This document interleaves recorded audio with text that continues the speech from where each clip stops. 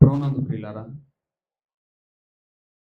ఈరోజు ఆదివారపు ప్రభుని ఆరాధించవలసిన సమయం. ఈరోజు 23వ తారీఖు 23వ తారీఖు ఎనిమిదవ ఎనిమిదవ ఎనిమిదవ నెల 2026వ సంవత్సరం. ఒక ప్రత్యేకంగా నేను జ్ఞాపకము ఉంచుకొని ప్రభుకు అనుదినము స్తుతులు స్తోత్రములు చెల్లించగలిగిన రోజు ఇది. ఎందుకంటే ఒక గొప్ప ఆపద నుండి, ఒక అపాయము నుండి మేము తప్పించబడ్డాం. ఒక గొప్ప ఆపది, శ్రమ నుండి, బాధ నుండి మేము తప్పించబడ్డాం. దేవుడు చేసిన ఆ మేలును బట్టి కృతజ్ఞత చెల్లించాం. అప్పుడే చెల్లించాం. ప్రభువు ఎంతైనా ఆపత్కాలమును నమ్ముకోదైన సహాయకుడు అని మరొక పర్యాయము ఆయన చేసిన మేలును బట్టి నేను కొనియాడుతూ ఆయన స్తుతిస్తూ ప్రార్థిస్తున్నాను. పిల్లలు, ఒక్కొక్కసారి మనం అన్నీ బాగున్నాయిలే, మేము చాలా ప్రశాంతంగా ఉన్నాం, సంతోషంగా ఉన్నాం, మాకు ఏ ఇబ్బందులు లేవు, మాకే కొరతలు లేవు అనేటువంటి ఆలోచనతో మనం సాగిపోతున్నప్పుడు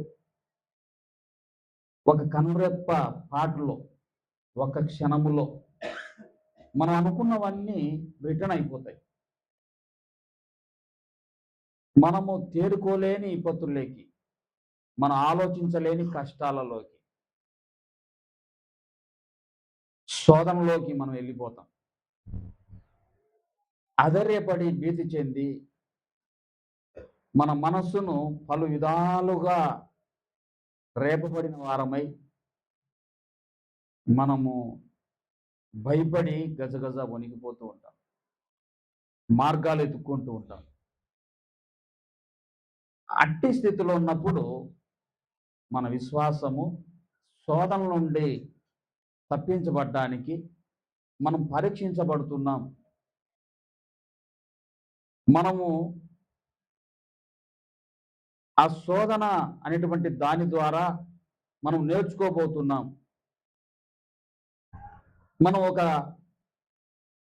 మేలుని బంగారుగా చేయబోతున్నాడు దేవుడు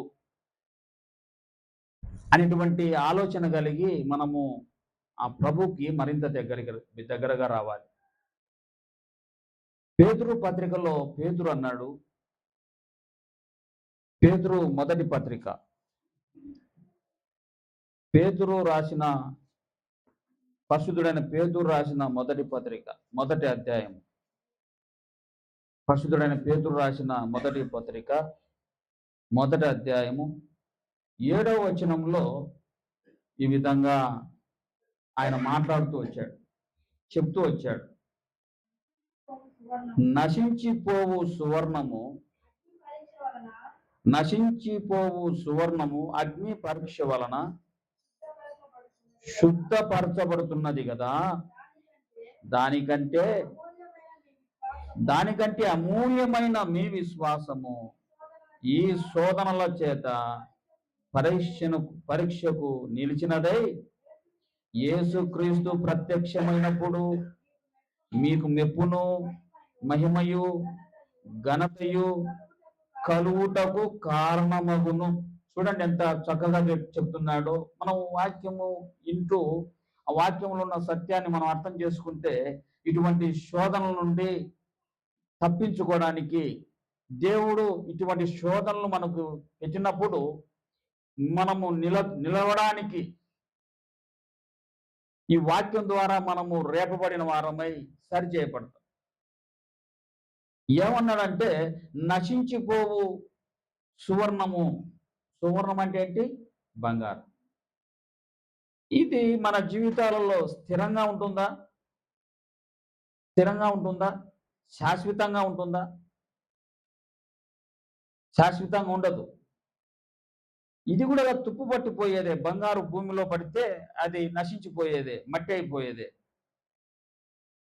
ఇది నశించిపోయేది. ఇది శాశ్వతమైనది కాదు బంగారం. అయితే నశించిపోవు సువర్ణము అగ్ని చేత శుద్ధపరచబడుతున్నది కదా! నశించిపోవు బంగారము అగ్ని చేత శుద్ధి చేయబడుతున్నది కదా!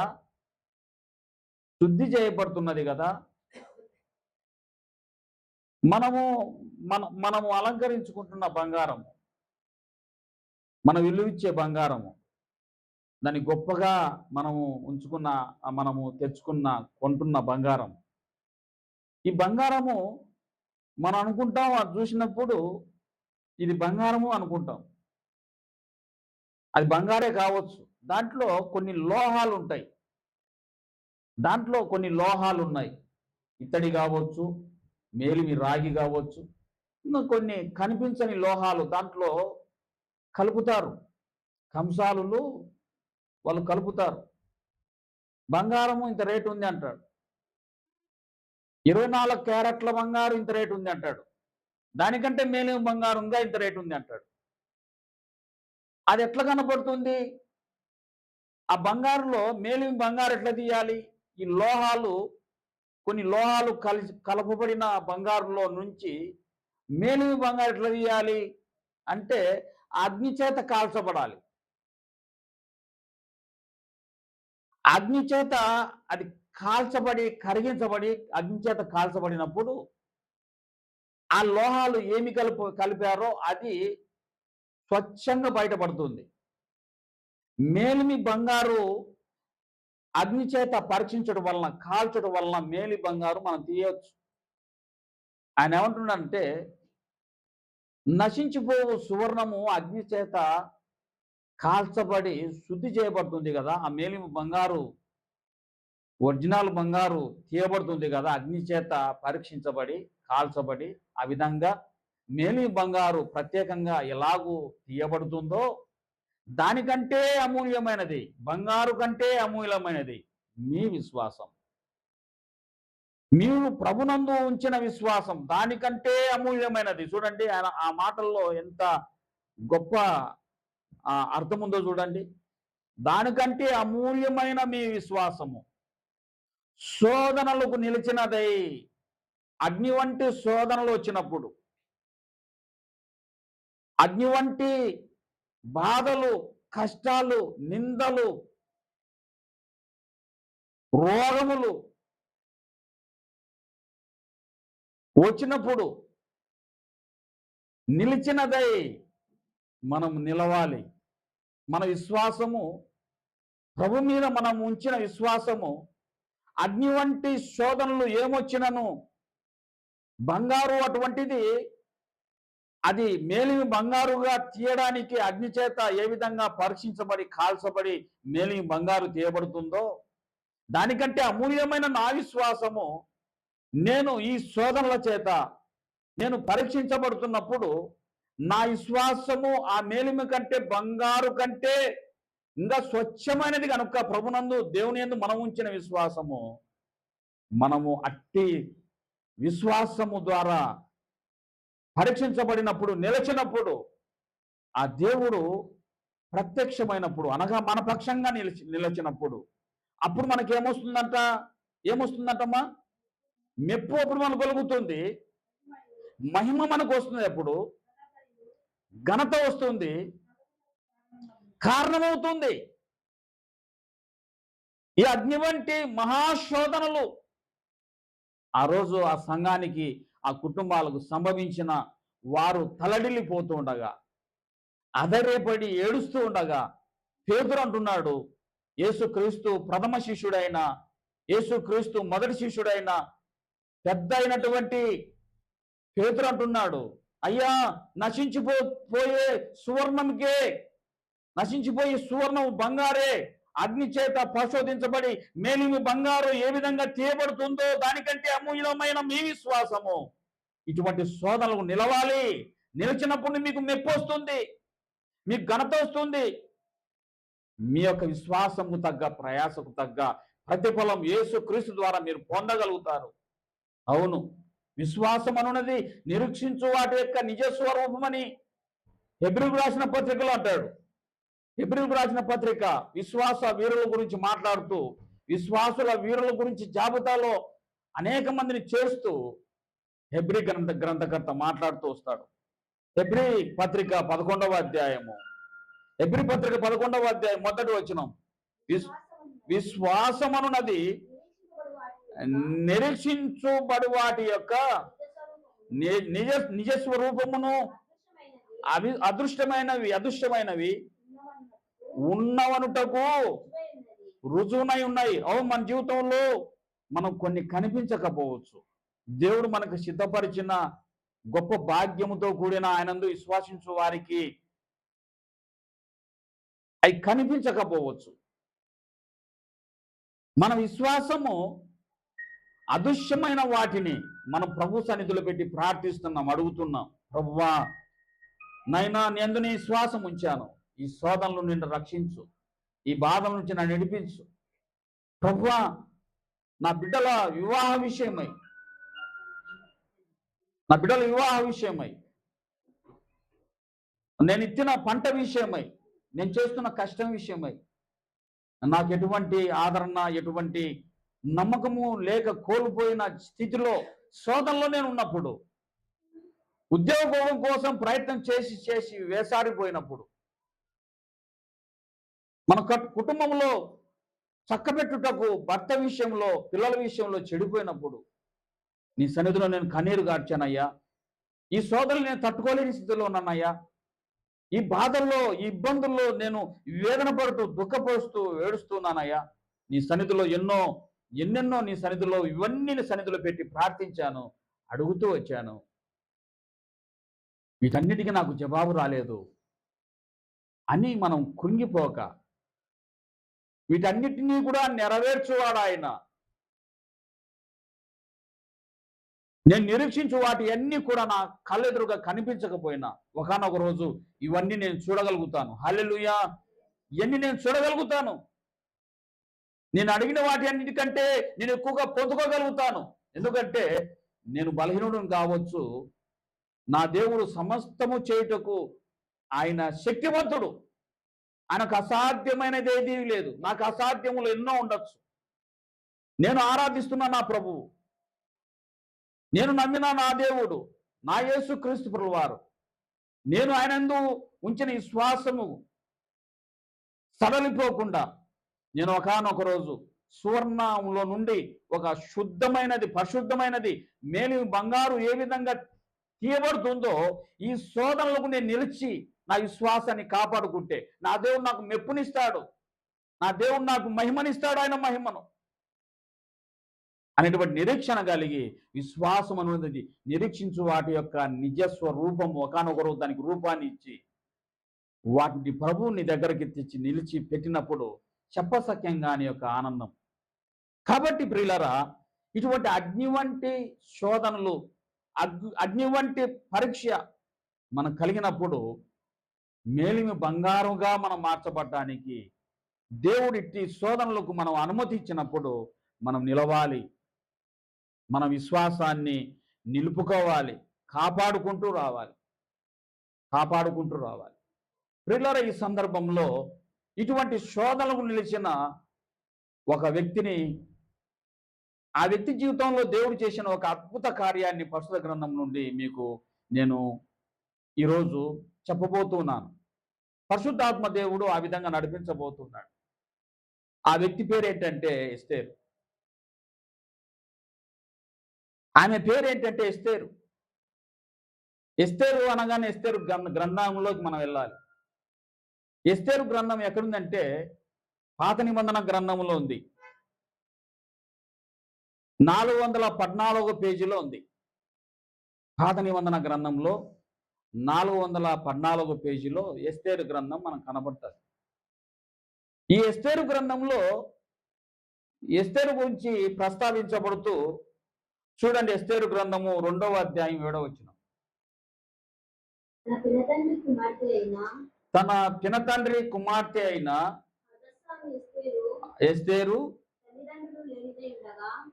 తల్లిదండ్రులు లేనిదై ఉండగా అతడు ఆమెను పెంచుకొనెను. ఆమె అందమైన రూపమును ఆమె అందమైన రూపమును సుందర ముఖమును గలదై ఉండెను. సుందర ముఖము గలదై ఉండెను. ఆమె తల్లిదండ్రులు ఆమె తల్లిదండ్రులు మరణము పొందిన తరువాత మరణము పొందిన తర్వాత మొర్దెకై ఆమెను ఆమెను తన కుమార్తెగా తన కుమార్తెగా స్వీకరించెను. స్వీకరించాను. ప్రియులరా, ఈ ఎస్తేరును గురించి మనము చాలా మట్టుకు ఇక్కడ తక్కువగా విన్నాం.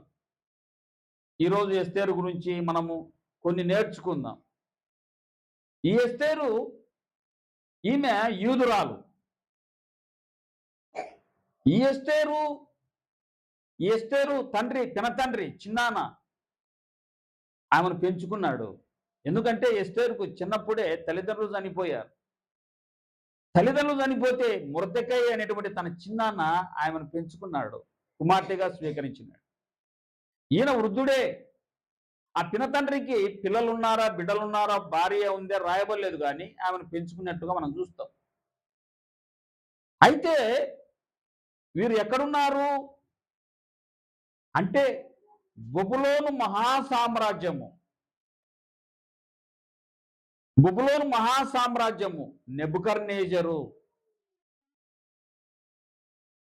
ఇశ్రాయేలీయుల మీద యుద్ధం చేసి దాడి చేసి వాళ్ళని చెరగొని పోయిన పరదేశులుగా ఉన్నారు. ఈనాటి బాగా పరాయి దేశములో, అన్యుల దేశములో దాసులుగా ఉన్నారు.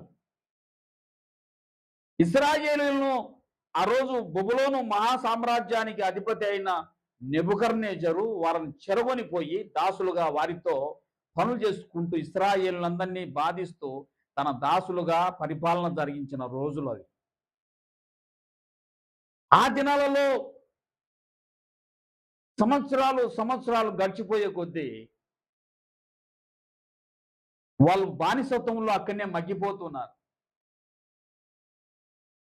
ప్రియులరా, వీరు దాసులుగా ఉన్న ఆ దినాలలో అహష్వేరోషు రాజు అనేటువంటి రాజు ఆ దినాలలో పరిపాలన కిందికి వచ్చాడు. షూషాను కోట అనే కోట ఆ ప్రాంతమును ఆధారం చేసుకొని అహష్వేరోషు రాజు పరిపాలన జరిగిస్తూ వచ్చాడు.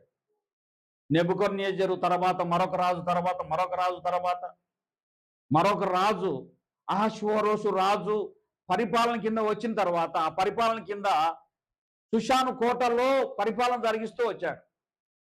ప్రియులరా, ఆ పరిపాలన కింద ఉన్నారు ఈ యొక్క ఎస్తేరు యొక్క కుటుంబం, ఇశ్రాయేలీయులంతా.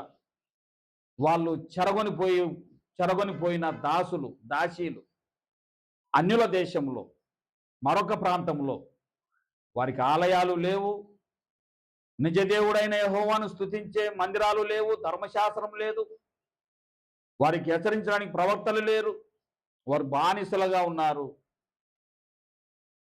ప్రియులరా, తల్లిదండ్రులు లేనిదై ఎస్తేరు వృద్ధాప్యంలో ఉన్న మృద్దుకై తన చిన్న ఆధీనంలో స్వాధీనంలో ఉంది. పెళ్లి కావాల్సిన యవనంలో ఉంది. చాలా అందంగా ఉంది, మంచి గుణం కలిగిన స్త్రీ. ప్రియులరా, పరదేశంలో, అన్యుల దేశంలో దాసిగా ఉన్న ఈమె ఎట్లా జీవించి ఉంటుందో చూడండి ఒకసారి. తన యవనాన్ని కాపాడుకుంటూ, ఎందుకంటే పరాయి దేశంలో బబులోను మహాసామ్రాజ్యంలో అనేకమైన అధికారులు ఉన్నారు, అనేక మంది ఉద్యోగస్తులు ఉన్నారు. దాసులైన వారు చెరగొనిపోయిన వారిని, అందగత్తెలను వారు పాడు చేస్తూ ఉన్నారు. వారు వాళ్ళ పనులకు ఉపయోగించుకుంటున్నారు. సరైన వసతులు లేవు. ప్రియులరా, ఆమె ఎంత జాగ్రత్తగా ఆ శోధనలో, ఆ శ్రమలో అగ్ని వంటి మహాకొలిమిలో ఉన్నట్లుగా ఇశ్రాయేలీయులు బ్రతుకుతున్న జీవితాలు అవి. దాసులుగా జీవించున్న జీవితాలు అవి. వాళ్ళ పొలాలన్నీ దున్నాలి, వాళ్ళ పొలాలన్నీ పండించాలి, వాళ్ళ బావులలో నీళ్లు తోడాలి. ఈ రోజుల్లాగా మోటార్లు లేవు. వాళ్ళ చెరువులో నుండి నీళ్లు తోడాలి, వాళ్ళ బావుల నుండి నీళ్లు తోడాలి, పారగట్టాలి తోటలకు. ఇశ్రాయేలు దాసులుగా ఉన్నారు. వాళ్ళు కొండలకి వెళ్ళి రాళ్ళు పగలగొట్టాలి, వాళ్ళకు ఇల్లులు కట్టాలి, వాళ్ళు గొర్రెలు మేపాలి, వాళ్ళ ఎడ్ల మేపాలి, వాళ్ళ పాలు పిసకాలి, వాళ్ళ పంటను దుల్లగొట్టాలి, ఆ పంటను కళ్ళానికి చేరిచ్చేటంత వరకు ఎంత వ్యయ ప్రయాసాలు ఉంటాయి. పరిగెరాలి, గడ్డి తీయాలి. ప్రియులరా, ఆ రోజుల్లో ఉన్నవారు ఆ విధంగా దాసులుగా కొనుకోబడిన వారితో ఇటువంటి పనులు చేస్తూ వాళ్ళు సరైన వసతులు లేక, సరైన తిండి లేక, సరైన నివాసాలు లేక పరాయి దేశములో బానిసలుగా బ్రతుకుతున్న జీవితం వారిది. ఇశ్రాయేలుల జీవితము బబులోను మహాసామ్రాజ్యములో. అటువంటి చోట ఒక నీతిగల ప్రభువుని నమ్ముకున్న, దేవుని నమ్ముకున్న యూదురాలైనటువంటి ఎస్తేరు తల్లిదండ్రులు లేనిదై చిన్నాన ఆధీన స్వాధీనంలో బ్రతుకుతూ ఉంది. ఆమె దుర్భర జీవితాన్ని ఒకసారి మనం జ్ఞాపకం చేసుకుందాం ప్రియులారా. ఏదో ఈరోజు ఒక చరిత్రలాగా ఉందని కాదు, ఆమె జీవితాన్ని ఒకసారి మనం జ్ఞాపకం చేసుకుంటే, ఆమె స్థితిని మనం జ్ఞాపకం చేసుకుంటే, అటు చోట నుండి తన విశ్వాసాన్ని ఇటువంటి శోధనల నుండి కాపాడుకోవాలి. తన దేవుడు ఒకానొక రోజు మాకు స్వాతంత్రాన్ని ఇస్తాడు, మాకు ఈ బానిసత్వం నుండి విడిపిస్తాడు, నన్ను ఒక ఉన్నతమైన స్థితిలో ఉంచుతాడు, నా దేవుడు శక్తివంతుడు, నా దేవుడు నన్ను రాణి అయినా చేయగలడు అనేటువంటి ఆ దీన దాసురాలుగా ఆమె జీవితాన్ని సాగిస్తూ ఒక అగ్ని కొలిములో ఉన్నట్లుగా ఆమె తన జీవితం సాగిస్తూ ఉన్న దినాలవి. ప్రియులారా, ఆమె డబ్బున్న వ్యక్తి కాదు, ఆమె ఒక చాలా పేద కుటుంబంలో ఉంది. అటువంటి స్థితిలో ఆమె ఒక ప్రకటన అయింది. మృదుకై ఒక ప్రకటన విన్నాడు. ఏంటంటే, అహష్వేరోషు రాజు భార్య వస్తి ఆయనకు లోబడలేదు. ఆయనకు భార్య ఉంది, ఆమె లోబడలేదు ఆయనకు. కాబట్టి ఆమె ఆ రాణిగా నుండి ఆయన తొలగించాడు, వద్దనుకొని విడాకులు ఇచ్చాడు. ఆయన ఎవరంటే చూడండి, ఎస్తేరు గ్రంథము 1వ అధ్యాయము చదువుతారు ఎవరైనా? మొదటి వచనం. అహష్వేరోషు దినములలో జరిగిన చర్య వివరము. హిందూ దేశం మొదలుకొని కూషు దేశం వరకు 127 సంస్థానములను అహష్వేరోషు ఏలెను. ఎన్ని సంస్థానాలంట? 27 సంస్థానాలు, 27 దేశాలు, 127 దేశాలు, 127 దేశాలు అహష్వేరోషు రాజు ఏలాడు. ఆ రోజు హిందూ దేశం నుండి కూషు దేశం వరకు ఆయన ఏలాడు అని రాయబడింది. ఈరోజు హిందూ దేశం అంటే మన ఇండియా. అంటే ఈ ఇండియాను కూడా, ఈ భారతదేశాన్ని కూడా ఆయన ఏలాడు. మనకు బైబిల్ గ్రంథంలో ఉన్నాయి ఇవన్నీ. హిందూ దేశం అంటే ఇండియా, దాన్ని ఎవరు ఒప్పుకోక తప్పదు. ఫస్ట్ మన దేశం పేరు హిందూ దేశం, ఇండియా, భారతదేశం మనది. ఈ దేశం మొదలుకొని కూషు దేశం వరకు. కూషు దేశం ఏంటో తెలుసా? ఆఫ్రికా. ఈరోజు ఆఫ్రికా అంటా ఉన్నాం. అంటే అమెరికా ఖండము పక్కన ఉన్న కూషు దేశం అనగా ఆఫ్రికా వరకు 127 సంస్థానాలకు అధిపతి రాజు అయిన అహష్వేరోషు రాజు. చాలా గొప్ప వ్యక్తి. అనేక జనాంగాలు, అనేక దేశాలు జయించిన వ్యక్తి. అనేకుల దేశాలందరినీ తన వాళ్ళ కాళ్ళ కింద ఆ దేశము ఆ గొప్ప సామ్రాజ్యముగా ప్రజ్వలిల్లుతున్న దినాలవి. ఆ దినాలలో వస్తేనే రాణి తన రాణి ఎట్లుండాలనో చూడండి. అంటే ఆయన లోబడని కారణం చేత ఆమెను తొలగించాడు. తొలగించి ఒక ఆజ్ఞ జారీ చేశాడు. ఏమని ఆజ్ఞ జారీ చేశాడో తెలుసా? నాకు ఒక మంచి భార్య, మంచి లోబడే ఒక కన్యక, ఏ పురుషుడు కూడనిది ఒక మంచి కన్యక నాకు రాణి కావాలని ప్రకటన జరిగించాడు. అనేక సంస్థానాలు 127 సంస్థానాలలో నుండి, అనేక దేశాల నుండి అనేక మంది రాణులు, కన్యకులు అనేక మంది తేబడ్డారు. అనేక మంది కన్యకులు తేబడ్డారు. హేగే అనేటువంటి ఒక ఆయన దగ్గర సెలెక్ట్ చేసే, హేగే అనేటువంటి ఒక ఆయన ఆ కన్యకుని సెలెక్ట్ చేసి ఆయన దగ్గర ఈ కన్యకలందరినీ అప్పచెప్పారు. ఆయన ఏం పెడితే అది తినాలి. ఆయన ఇది అలంకరించుకోమంటే అది అలంకరించుకోవాలి. ఏ క్రీము వాడమంటే ఆ క్రీమ్ వాడాలి. దాదాపు 12 నెలలు, ఎన్నాళ్ళు? 12 నెలలు వాళ్ళు ఆయన ఆధీనంలో, అబ్జర్వ్‌లో ఉండాలి. ఒక్కొక్క స్త్రీకి దాదాపు ఒక 30-35 మంది ఒక్కొక్కరికి, ఆ స్త్రీలకు ఒక్కొక్క స్త్రీకి పనివారు కూడా ఉన్నారు. వాళ్ళు ఏ సమయంలో నిద్రపోవాలి, ఏ సమయంలో ఏది తినాలి, ఏ సమయంలో ఏది ఏది పూసుకోవాలి, అట్లా 12 నెలలు వీళ్ళని అబ్జర్వ్ చేయాలి. వినండి బాగా, అబ్జర్వ్ చేయాలి. ఎవరైనా సాహసించగలమా మనము? ఏమ్మా, ఎవరైనా సాహసించగలమా? మనలాంటి కుటుంబంలో పుట్టిన ఎస్తేరు,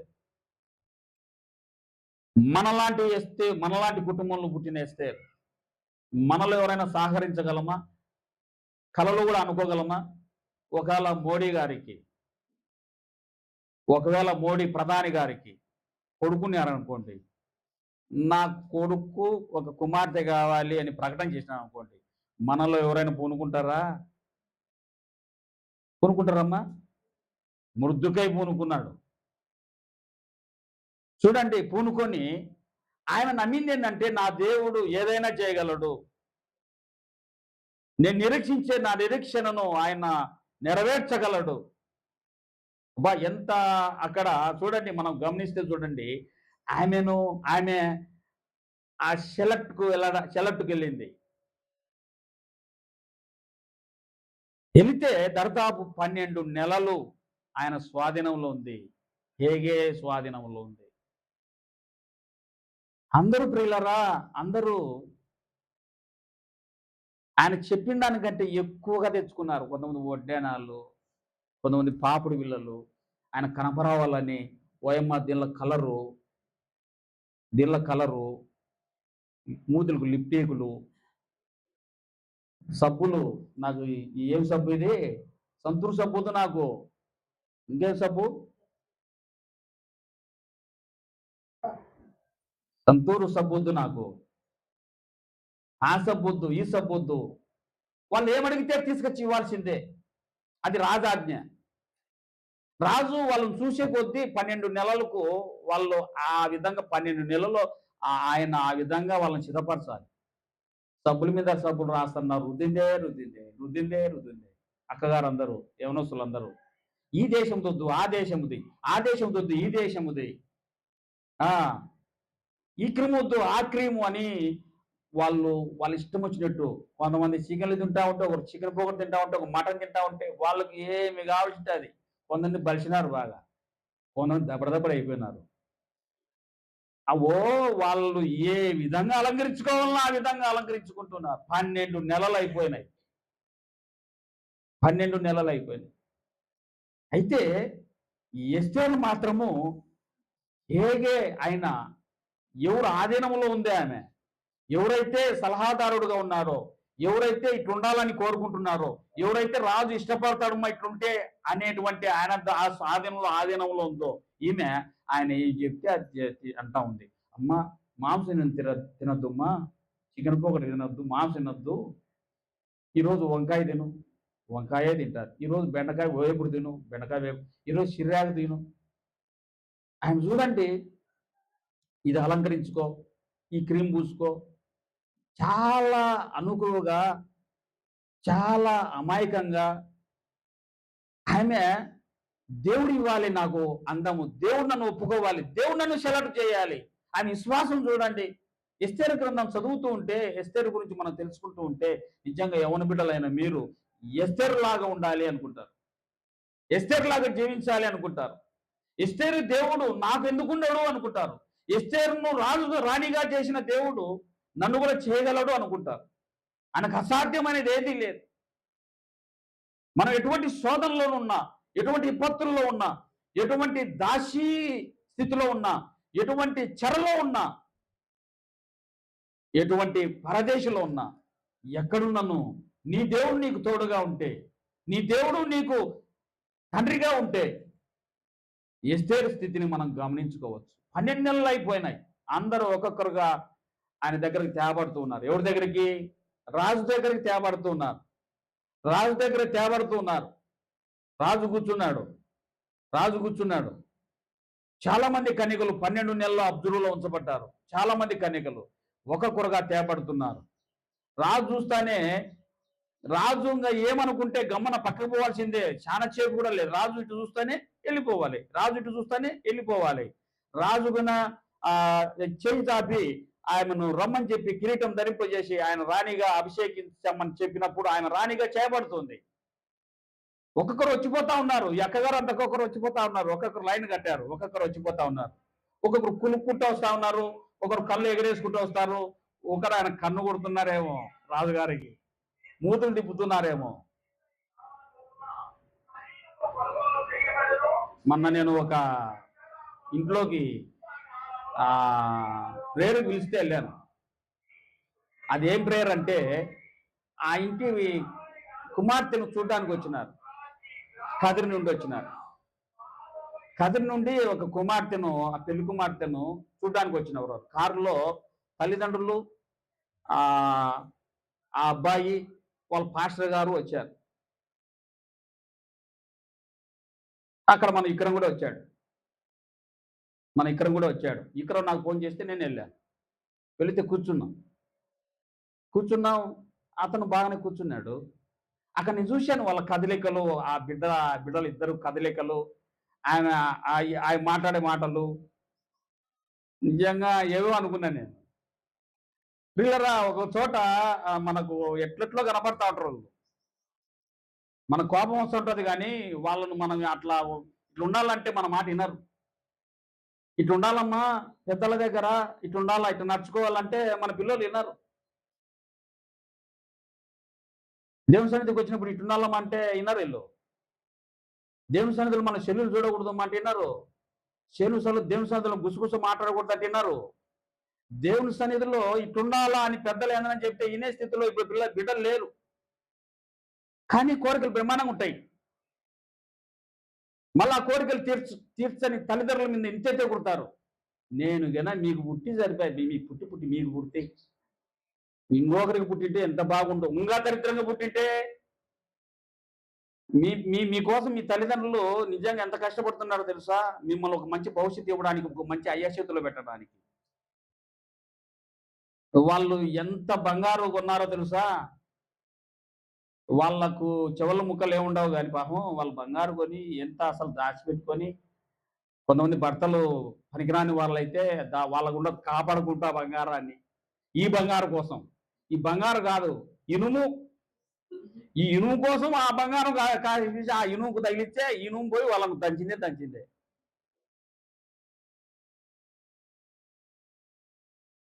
ముందు మన బిడ్డలను బంగారుగా మార్చుకోండి. ఈ బంగారుగా మార్చుకుంటే ఈ బంగారు ఎక్కడ పోయినా బంగారే. ఈ ఇనుముకు నువ్వు ఎంత బంగారు తగిలించినా ఈ ఇనుము ఏం లాభం లేదు. తుప్పు పట్టేదే, బాధ పెట్టేదే, ఏడిపించేదే.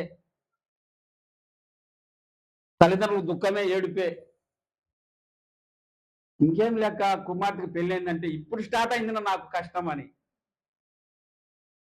నీ కుమార్తెకు పెళ్ళైంది లెక్క, ఇంకేం భయపడద్దు లేక, ఇంకేం పెళ్ళిళ్ళు అందరూ చేసిన ఆడపిల్లలు కట్టి ఇప్పుడు స్టార్ట్ అయింది నాకు అని. మన దగ్గర ఉన్నంత వరకు ఏదో లేదు, ఇప్పుడు స్టార్ట్ అయింది, డబుల్ స్టార్ట్ అయింది అని, ట్రిపుల్ స్టార్ట్ అయింది అని ఏడుపే ఏడుపు ఈ తల్లికి. ఈ నాయన అంటాడు ఏడ్చుకో అది పోతా అంటాడు. ఈ నాయనకి ఏం కావటదు ఆయనకు, ఎందుకంటే నాయనలు అంతే. ఏమో మాత్రం ఇంట్లో ఏడ్చుకో, మూసుకేసి ఏడ్చుకుంటారు. ప్రభువా కనికరించు దేవా నాయన. అవును, నిలవాలి. కొంతమంది ఆడబిడ్డలు అట్టున్నారు. అయితే ఈమె ఎస్తేరు గురించి మనం బాగా సమయం లేదు కానీ ఇనుటకు మీకు ఆ ఆ ఉత్సాహం లేకపోవచ్చు కానీ, శ్రద్ధ లేకపోవచ్చు కానీ, ఎస్తేరు గురించి బాగా చదివితే ఎస్తేరు ఎంత చక్కనిది, ఎంత అనుకోది, ఎంత చిన్నానికి లోబడుతుంది. మా అమ్మ మా నాన్న లేరు నాకు, నా ఇష్టం అనలేదు ఆమె. చిన్నానికి లోబడుతుంది, పెద్దలకు లోబడుతుంది. ఎవరి చేతికి అప్పచెప్పబడిందో ఆయన అంటున్నాడు, అమ్మ ఆకుకూరలు మాత్రమే తిను అంటున్నాడు. ఆకుకూరలే తింటుంది ఆమె. ఇదిగో పేరంలో వెళ్ళొద్దు కానీ అమ్మ ఇది ఈ పసుపు పూసుకో చాలు అంటే అదే పూసుకుంటుంది ఆమె. ఆమె ముందే సుందరవతి, ఆమె గుణమే సుందరమైనది. ఆమె ఉపవసించేది. ఎవరైనా రాజు దగ్గరికి వెళ్ళేటప్పుడు ఎవరైనా ఉపవసిస్తారా అండి? తినకుండా ఉంటారా? మగం కడుపు కాల్చుకుంటారా?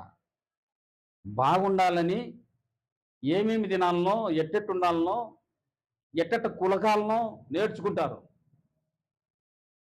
పోయే దేవుడి దగ్గరికి 127 సంస్థానాలకు అధిపతి అయిన రాజు దగ్గరికి, ఇండియా మొదలుకొని ఆఫ్రికా వరకు ఉన్న దేశాలన్నీ కన్యకలందరూ వచ్చారు నా దగ్గరికి. రాజకుమార్తెలు ఉన్నారు, అందగత్తెలు ఉన్నారు, ధనం ఉన్నవారు ఉన్నారు. ఒకవేళ ఆమెను చూసి ఎక్కిరిస్తున్నారేమో, నా ముఖం చూడెట్టుందో నీ ముఖం చూడెట్టుందో అని. నాకు చూడు ఎంతంత జిమ్కీలో, నీకేది కమలే లేవు.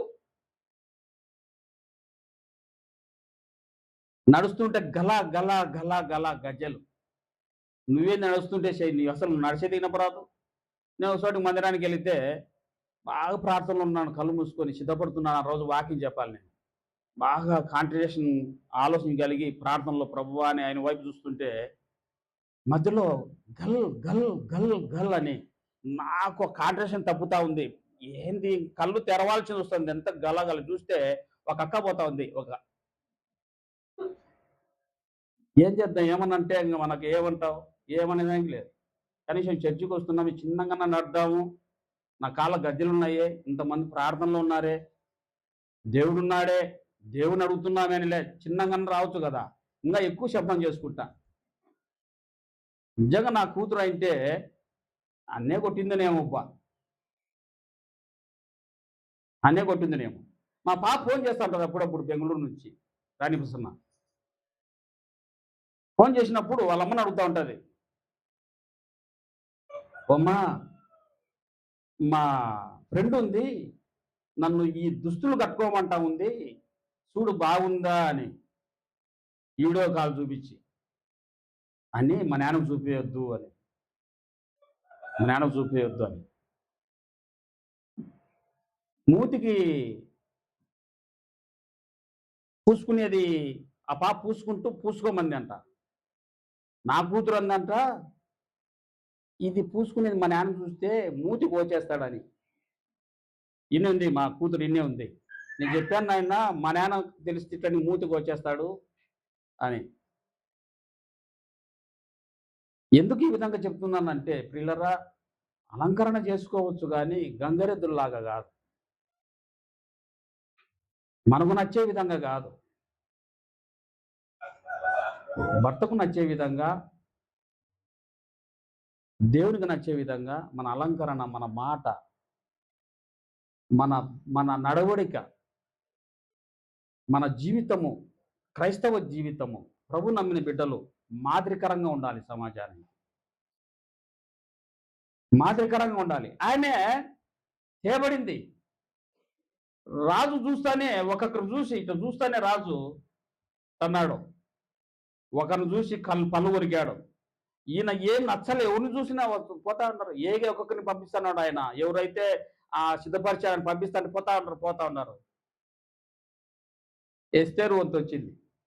చూద్దాం ఆ విషయం. ఎస్తేరు గ్రంథం 2వ అధ్యాయం ఎస్తేరు గ్రంథం 2వ అధ్యాయం 17వ వచనం చదువుతారమ్మా.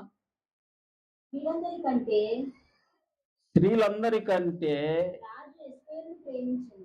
రాజు ఎస్తేరును ప్రేమించెను. కన్యలందరికంటే కన్యకలందరికంటే ఆమె ఆమె అతని వలన అతని వలన దయాదాక్షిణ్యములు పొందెను. దయాదాక్షిణ్యములు పొందెను. అతడు అతడు రాజకిరీటమును రాజకిరీటమును ఆమె తల మీద ఉంచి ఆమె తల మీద ఉంచి ఆమెను ఆమెను వస్తికి బదులుగా వస్తికి బదులుగా రాణిగా నియమించెను. రాజు. హల్లెలూయా. బా, ఆయన రాజు కిరీటాన్ని ఆయన తనకి చూస్తానే ఆమె దయ పుట్టింది. చూస్తానే ఆమె అంతరంగ ఆనందం, అంతరంగమైన దాని ఏమంటారు, అంతరంగమైన అందం.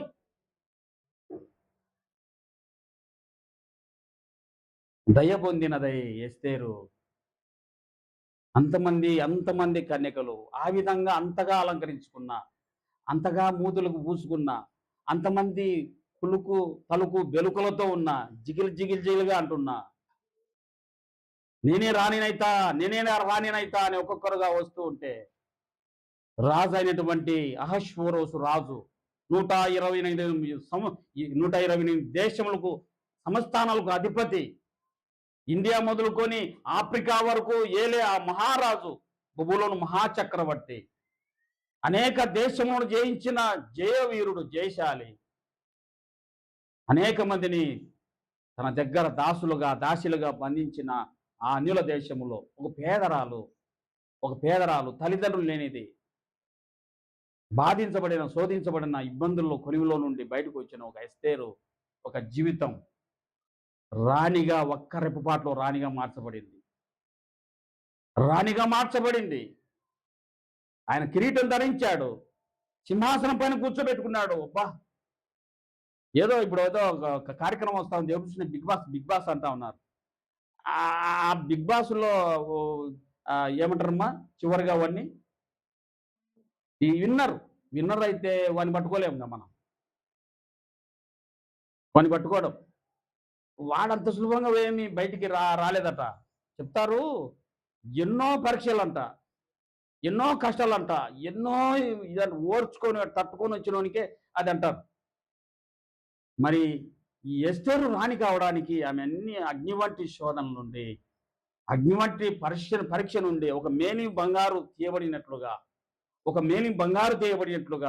నిజంగా ఆమెకు ఘనత, మెప్పు, దేవుని మహిమ పొందినదై సింహాసనం పైన కూర్చున్నప్పుడు చెప్పసఖ్యంగాని ఆ గొప్ప మహిమోన్నతమైన స్థితిలో ఆమె నిజంగా తన వారిని, యూదులను, దాసులుగా ఉన్న, బందీలుగా ఉన్న తన యూదులందరినీ రక్షించుకోవడానికి ఆమె ఉపవాస దినములు ప్రకటించి ఆమె తన జనాంగానికి స్వాతంత్రం తెప్పించుకోవడానికి, తన జనాంగాన్ని విడిపించుకోవడానికి కారకురాలైంది. హల్లెలూయా.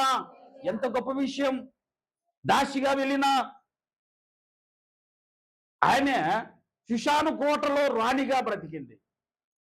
రాణి ఎస్తేరు రాణి, సామాన్యమైన కుటుంబంలో పుట్టిన ఆమె రాణిగా మార్చబడి ఒక గొప్ప స్థితిలో ఆమె ఉంచబడింది.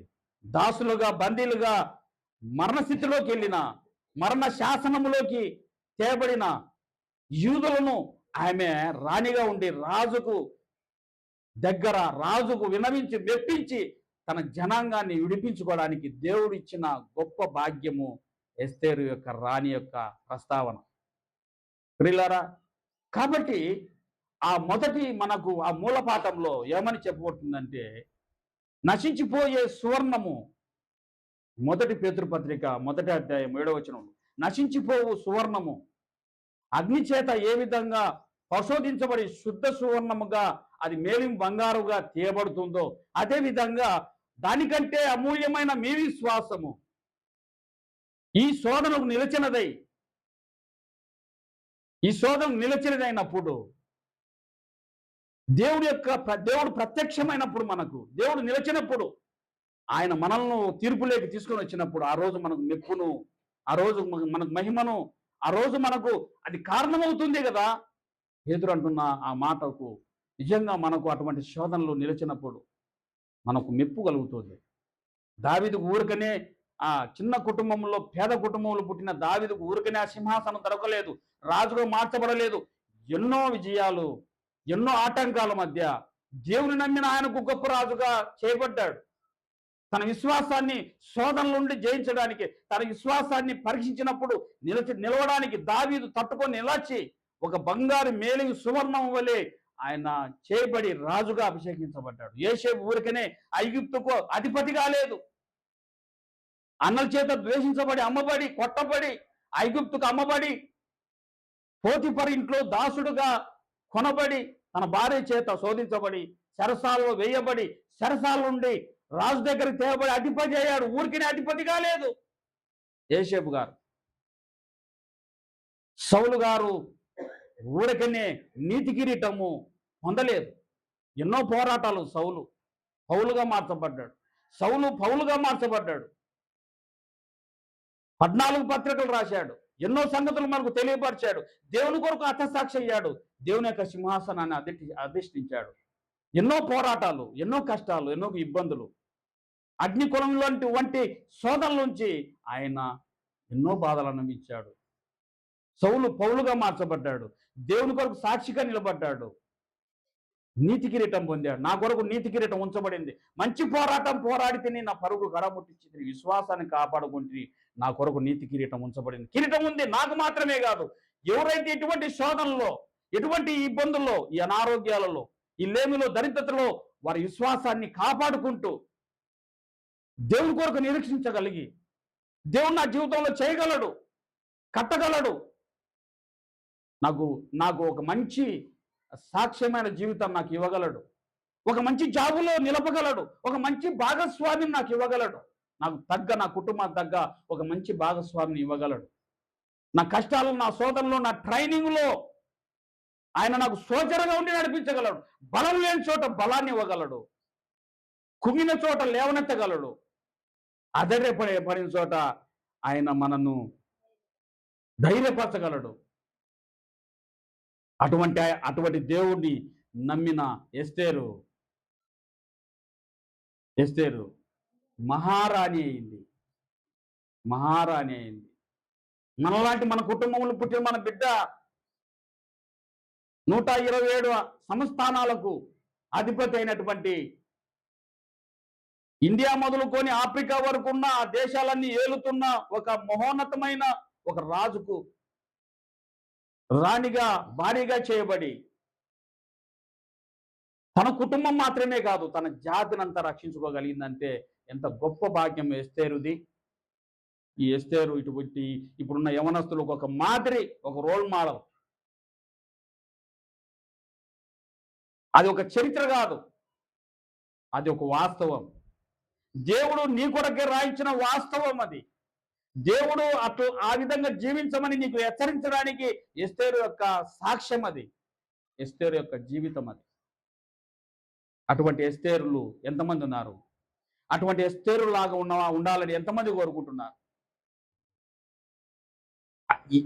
అటువంటి ఎస్తేరు లాగా ఎంతమంది నిరీక్షిస్తున్నారు? ఎంతమంది తట్టుకోగలుగుతున్నారు? అటువంటి శోధన నుంచి నా దేవుడు నన్ను విడిపించగలడని ఎంతమంది కోరుకుంటున్నారు? అటువంటి ఎస్తేరులు కావాలి, అటువంటి దావీదులు కావాలి, అటువంటి యోసేపులు కావాలి, అటువంటి పౌలులు కావాలి కుటుంబానికి, సంఘానికి, సమాజానికి. అప్పుడు ఆ కుటుంబాలు దీవించబడతాయి, ఆ సంఘాలు ఆశీర్వదించబడతాయి, ఆ దేశాలు వర్ధిల్లుతాయి. ఆ మహోన్నతమైన దేవుడు అటు వారిని నిలిపి ఆయన వాడుకుంటాడు, తన పాత్రగా వాడుకుంటాడు, తనకు అవసరమైన పాత్రగా వాడుకుంటాడు. అప్పుడు నీకు మెప్పు, నీకు ఘనత, ఆయనకు మహిమ నీ ద్వారా పొందాలి, నీ ద్వారా రావాలి. అటువంటి ఎస్తేరు జీవితము. ఊరికనే రాణి కాలేదు, తెల్లవారేలోపు రాణి కాలేదు. నీకు తెల్లవారేలోపు నీకు ఉద్యోగం రాదు, నీకు తెల్లవారేలోపు నీకు మంచి భాగస్వామి దొరకడు, నీకు తెల్లవారేలోపు నీకు పంట నీ చేతికి రాదు, నీకు ఆదాయం రాదు, నీ అప్పులు తీరిపో. ఎన్నో శోధనలు, శ్రమలు, నిందలు, అవమానాల మధ్య నువ్వు తట్టుకోగలిగినప్పుడు, అగ్ని వంటి శోధనలు నీకు సంభవించినప్పుడు, అగ్ని చేత ఏ విధంగా బంగారు కరిగించబడి శోధించబడి అందులో లోహాలన్నీ తొలగించి నిజమైన బంగారు వెలికి తీయబడుతుందో అటువంటి స్థితిలోకి నువ్వు రావాలంటే ఇటువంటి అగ్ని శోధన సమస్యల నుండి నువ్వు తట్టుకోగలిగినప్పుడు, నిరీక్షించినప్పుడు, ఎదురు చూసినప్పుడు, నీ దేవుని యందు నువ్వు విశ్వసించినప్పుడు, నీ దేవుని యందు విశ్వసించినప్పుడు నా దేవుడు చేయగలడు అనేటువంటి నమ్మకం మనకున్నప్పుడు, ఆ విధంగా జీవించినప్పుడు తప్పకుండా మన జీవితాలలో అటువంటి ఎస్తేరు వంటి విజయాలు, దావీదు వంటి రాజులు, యేషేబు వంటి నీతిమంతమైన జీవితము, పౌలు వంటి మంచి పోరాట యోధులంగా మన పిల్లలను మనం మార్చుకోగలము. దీనికంత కారణము మొర్దుకై యొక్క పెంపకం, చిన్నాన యొక్క పెంపకం. చిన్నాన్న పెంపకం అట్లుంటే తల్లిదండ్రులుగా ఉన్న మన పెంపకం ఎట్లుంది? దాసులుగా ఉన్న వారి దేశంలో ఆయన ఆ విధంగా పెంచితే స్వతంత్ర దేశంలో మన పెంపకం ఎట్లుంది? స్వతంత్ర దేశంలో, సొంత సంఘంలో, మన సొంత కుటుంబంలో మన పెంపకం ఎట్లుంది? వారు దాసులుగా కొనిపోబడ్డారు. ఏది పెట్టాలో అదే అదే ఏది పెడతారో అదే తినాలి. ఏ పని చెప్తారో ఆ పని చేయాలి. ఎక్కడ ఉండమంటారో అక్కడే ఉండాలి. వాళ్ళు ఒక ఆర్డర్ వేస్తారు. వాళ్ళు బందీలు, వాళ్ళు వలసపోయిన వారు,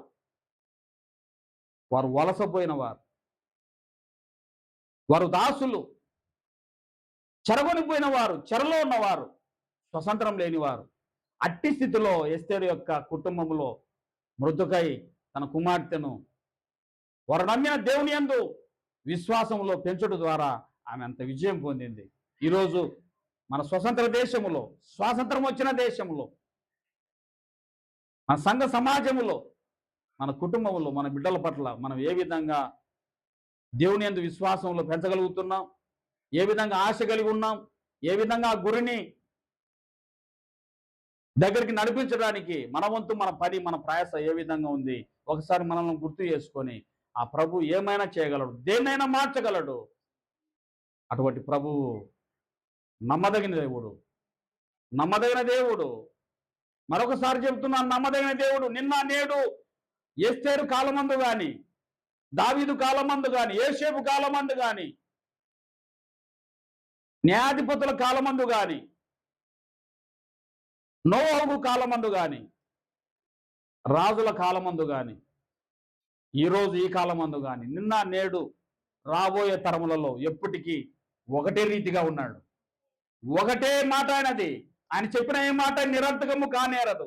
ఒకటే చట్టము, ఒకటే న్యాయము, ఒకటే నీతి, ఒకే దేవుడు.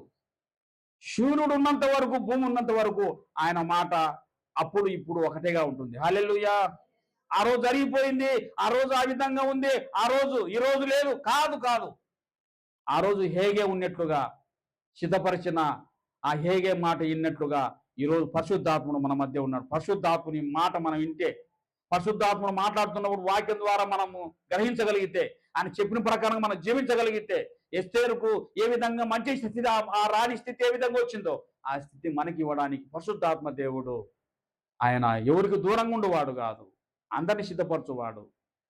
పెళ్లి కుమారుడైన యేసుక్రీస్తు రాబోతున్నాడు. పెళ్లి కుమార్తెను ఏ విధంగా అలంకరించాలనో, ఏ విధంగా సిద్ధపడి ఉండాలనో ఆయనకు తెలుసు. పరిశుద్ధాత్మ దేవునికి ఏ విధంగా మనం మన జీవితాన్ని మార్చుకోవాలో పరిశుద్ధాత్మ దేవునికి తెలుసు, హేగేకి తెలుసు. అటువంటి స్థితిలో మనల్ని అలంకరిస్తూ ఉండగా ఆయన చెప్పినట్లుగా మనల్ని మనము సరి చేసుకుంటే, అటువంటి దేవుడు పెళ్లి కుమారుడైన యేసుక్రీస్తు వచ్చినప్పుడు ఆయన ఎదుట మనల్ని నిలబెట్టడానికి ఆయన శక్తివంతుడు. ఆయన మన వైపు చూడటానికి, మన పెళ్లి కుమార్తెగా మన సంఘంను అలంకరించుకొని తీసుకెళ్ళడానికి ఆయన ఈ లోకానికి రాబోతున్నాడు. ఎంతమంది సంఘములో ఎంతమంది బుద్ధి కలిగిన కన్యకల్లాగా సిద్ధపడతారు, బుద్ధి లేని వారుగా ఎంతమంది విడవబడతారో కాలమే నిర్ణయిస్తుంది. మనకు బుద్ధి కలిగితే బుద్ధి కలిగిన కన్యకల వలె మన డ్యూటీలు నిరంతరం వెలిగించుకుంటూ, వాక్యం చేత వెలిగించబడుతూ, మనల్ని సరి చేసుకుంటూ, మన సంఘం అనే డ్యూటీ నిరంతరము ఆ వాక్యము, ప్రార్థన అనేటువంటి నూనె నిప్పు ద్వారా వెలిగించబడుతూ సాగిపోయే బుద్ధి కలిగిన కన్యకల వలె పెళ్లి కుమారుని యొక్క స్వరం వినగానే సిద్ధపడే కన్యకల్లాగా మనం ఉండి ముందుకు సాగిపోవాలి. ఆ విధంగా దేవుడు, పరిశుద్ధాత్మ దేవుడు నీతో నాతో మనందరితో మాట్లాడుతుండగా మనం నడిపించబడాలి. దేవుడు అతి కృప పరిశుద్ధాత్మ దేవుడు ఉన్న మనందరికీ దయచేసి నడిపించును గాక. ఆమేన్. ప్రార్థన చేసుకుందాం. ప్రార్థన చేసుకుందాం. హల్లెలూయా, హల్లెలూయా. స్తోత్రం, స్తోత్రం పరిశుద్ధాత్మ దేవ. నైనా నీకు వందనాలు దేవా. స్తుతులు స్తోత్రములు తండ్రి. ఒక ప్రత్యేకమైన గ్రంథం, ఎస్తేరు గ్రంథం నైనా ప్రత్యేకంగా నిన్ను నమ్మిన దాసురాలు కొరకే నువ్వు రాయించావంటే ఎంత గొప్ప విషయం. ఎస్తేరు కొరకు, ఎస్తేరు పేరు మీద ఒక పుస్తకాన్ని మీరు రాయించారు ప్రభువా. ఆమె జీవితాన్ని చదువుకొని ధ్యానించి ఎస్తేరులాగా అనేక మంది సిద్ధపడుటకు మీ పరిశుద్ధ గ్రంథములో, పరిశుద్ధమనే చెప్పబడుతున్న గ్రంథములో, ఆ మంచి పుస్తకములో ప్రపంచ భూమండలం పైన తండ్రి కొనియాడబడుతున్న పుస్తకంలో ఎస్తేరు పేరు రాయించారు. కేవలం ఒక పేదరాలి పేరు రాయించారు, ఒక దీనురాలి పేరు రాయించారు. ఆ దీనురాలి యొక్క చరిత్రను మీరు రాయించారు. ఆమెను మహారాణిగా చేశారు. ఎంత గొప్ప దేవుడవు స్వామి. నీ పైన ఆధారపడిన ఎస్తేరు, ఈ లోక శ్రమలు కష్టములు ఓర్చుకున్న ఎస్తేరు తండ్రి, ఆమెను ఇప్పుడున్న యవనస్తులందరికీ మాదిరికరంగా చేశారు తండ్రి. నీకు వందనాలు స్తోత్రాలు. నమ్మిన వారంతా, విశ్వసించు వారంతా తండ్రి ఇట్టి ప్రార్థన చేస్తూ ఎస్తేరును జ్ఞాపకం చేసుకుంటూ ఆ విధంగా ఉండుటకు నీ బిడ్డలకు నేర్పించమని, ఇదిగోనైనా ఇత్తబడిన ఈ వాక్యము, ఈ మాటలు నీ బిడ్డలకు ఆశీర్వాదకరంగా చేసి తండ్రి మీరే మహిమ పొందమని, ఘనత పొందమని మరొక్క పర్యాయము ప్రభువా నీకే స్తుతులు స్తోత్రములు చెల్లించుకుంటూ తండ్రి నీ బిడ్డలందరినీ మరొకసారి నీ చేతులకు అప్పచెప్పుకుంటూ యేసు క్రీస్తు పరిశుద్ధమైన ఘనమైన నామములో ఈ మనవులు అడిగి వేడుకొని ప్రార్థిస్తున్నాను తండ్రి. ఆమేన్.